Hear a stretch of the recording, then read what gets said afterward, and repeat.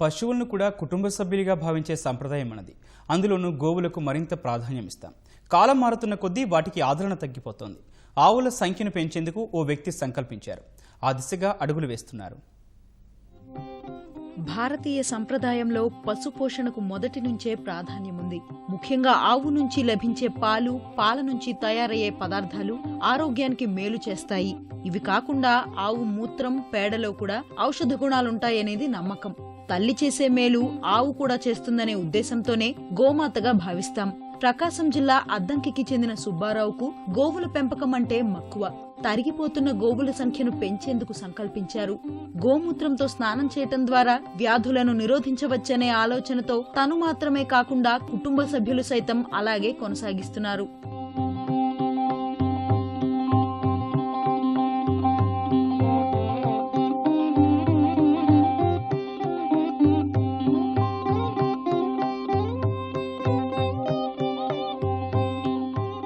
గోమయం నుంచి విభూతిని తయారు చేసి వివిధ దేవాలయాలకు పంపిస్తున్నాడు.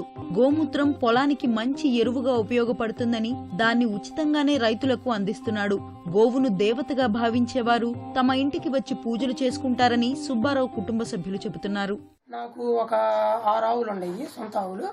అవి కాకుండా నా చేత గోశాల పెట్టాలని ఇంకా ఎక్కువ ఆవులు నాకు ఇచ్చారు. ఒక 13 ఆవులు దాకా వచ్చినాయి. నేను ఈ గోశాల నుంచి వచ్చే అన్ని ఈ ఆవు నుంచి వచ్చేయి ఆవు మూత్రం వచ్చేసి జీవామృతం తయారు చేస్తాను.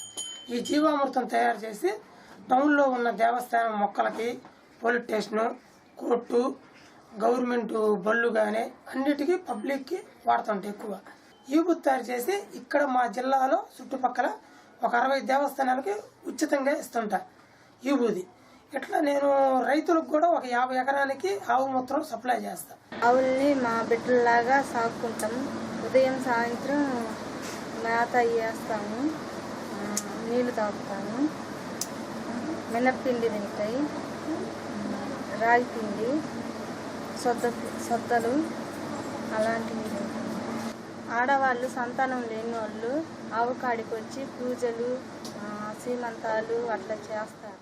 ఆవుల పెంపకం ఎవరికైనా భారంగా అనిపించినా, రోడ్లపై వదిలేసినా తమకు అప్పగిస్తే వాటిని ప్రేమగా పెంచుకుంటామని సుబ్బారావు చెబుతున్నారు.